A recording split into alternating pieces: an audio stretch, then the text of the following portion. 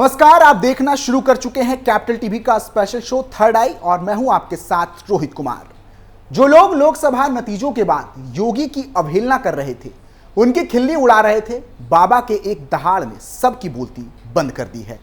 विधानसभा में सीएम योगी ऐसे गरजे कि माफिया गैंग सहित अखिलेश, मायावती और राहुल गांधी सभी की नींद उड़ गई। लोकसभा चुनाव के बाद पहली बार यूपी विधानसभा में मुख्यमंत्री योगी आदित्यनाथ आक्रामक नजर आए। अनुपूरक बजट पर बोलते हुए सीएम योगी ने एक साथ सपा और पार्टी के भीतर के विरोधियों को सीधा संदेश दिया। अपने भाषण के दौरान योगी ने जो कहा उसे विरोधियों के लिए अल्टीमेटम कहें तो गलत नहीं होगा। इस धमकी समझें या योगी का फरमान, लेकिन यह साफ है कि यूपी में अब योगी का तांडव होने वाला है। रिपोर्ट देखिए।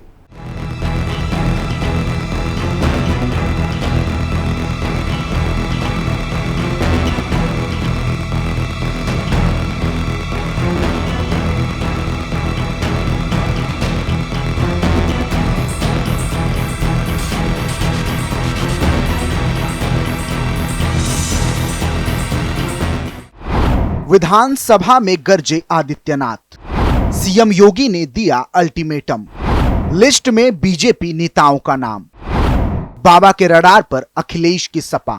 लोकसभा चुनाव के बाद पहली बार यूपी विधानसभा में मुख्यमंत्री योगी आदित्यनाथ आक्रामक नजर आए।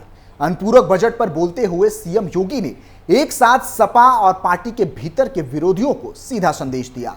अपने भाषण के दौरान योगी ने कहा कि मैं यहां पर कोई नौकरी करने नहीं आया हूं और ना ही प्रतिष्ठा पाने, यह सब मुझे मठ में ही मिल जाता। उन्होंने आगे कहा कि मेरे शासन में जो जैसा करेगा वो वैसा भुगतेगा। लॉ एंड ऑर्डर पर बोलते हुए मुख्यमंत्री योगी आदित्यनाथ ने कहा कि सरकार किसी भी अपराधी को नहीं बख्शेगी।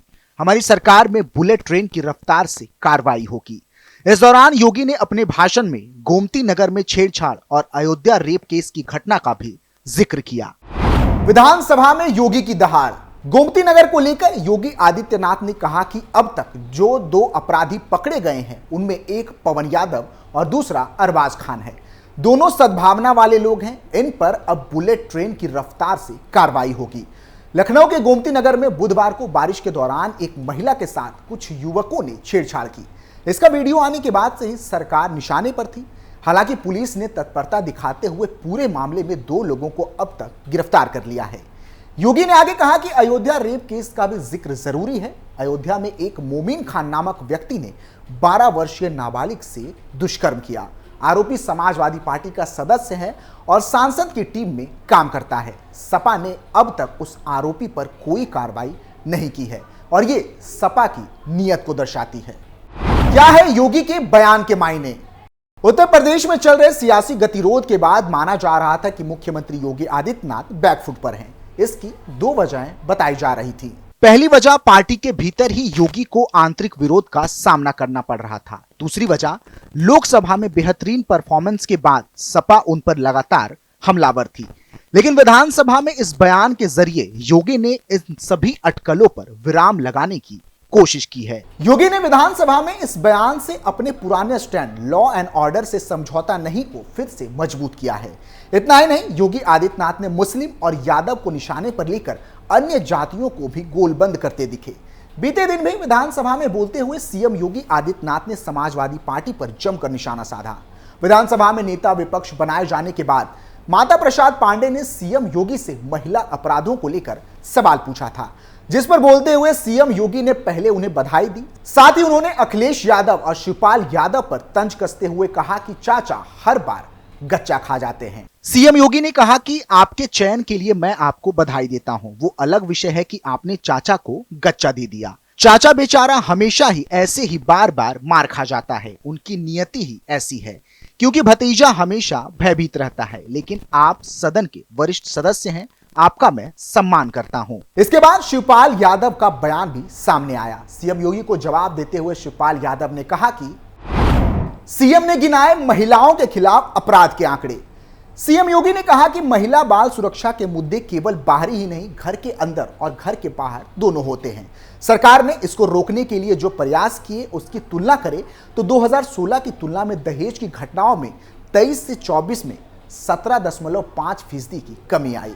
बलात्कार में 2016 से 2017 के बीच से 2023 से 2024 की तुलना में 25.30% की कमी आई।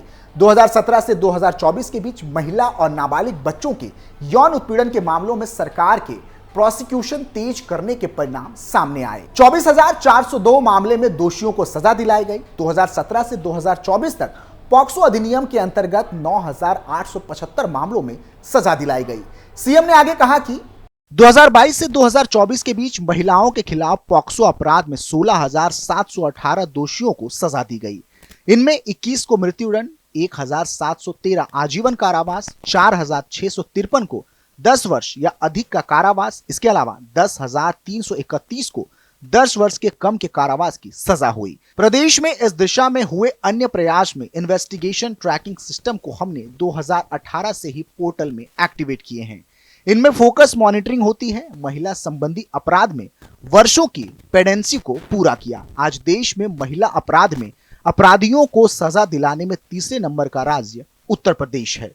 बता दें कि चुनावों के दौरान भी योगी ने विपक्ष पर जमकर हमला बोला था। सीएम ने 4 जून के बाद यूपी को माफिया मुक्त राज्य घोषित करने की बात कही थी, जिस रास्ते पर अब योगी सरकार चलती नजर आ रही है। सीएम योगी ने चेतावनी देते हुए कहा था कि हमारी सरकार यूपी को माफिया मुक्त राज्य घोषित करने के लिए एक निश्चित कट ऑफ तारीख देगी। साथ ही यह भी कहा था कि सभी माफिया नेताओं की तरफ से अर्जित संपत्तियों को जब्त किया जाएगा। इसे गरीबों, अनाथों, महिला संरक्षण गृहों और दिव्यांगों के घरों के लिए आवंटित कर दिया जाएगा।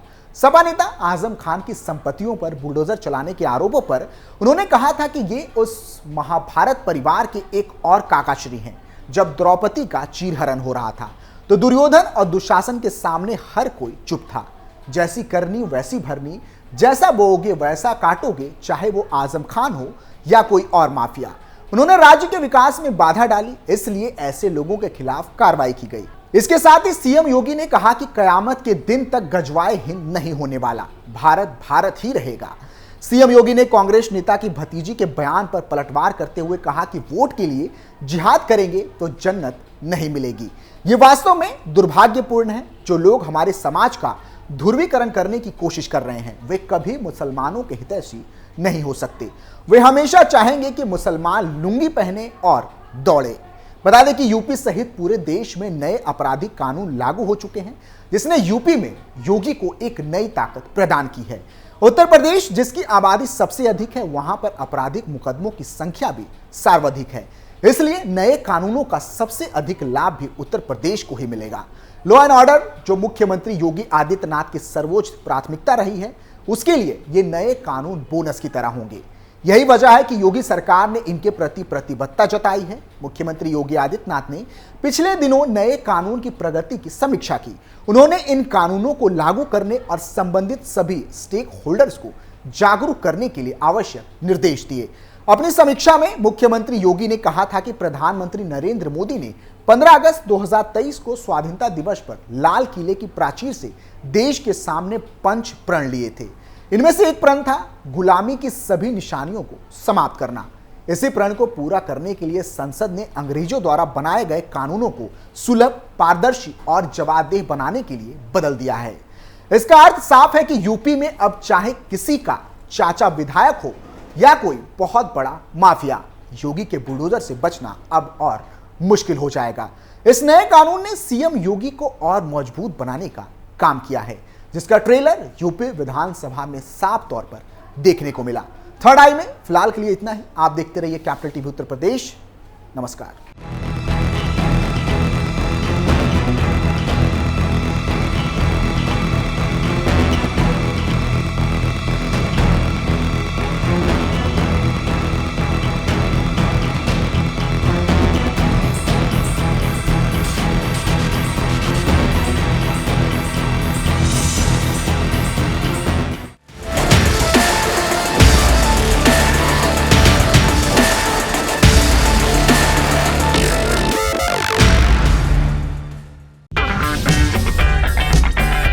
अगर आपको हमारा वीडियो पसंद आया हो तो इसे लाइक करें, हमारे चैनल को सब्सक्राइब करें और हाँ, बेल आइकन दबाना ना भूलें ताकि आप तक हमारे वीडियो की नोटिफिकेशन पहुंचती रहे।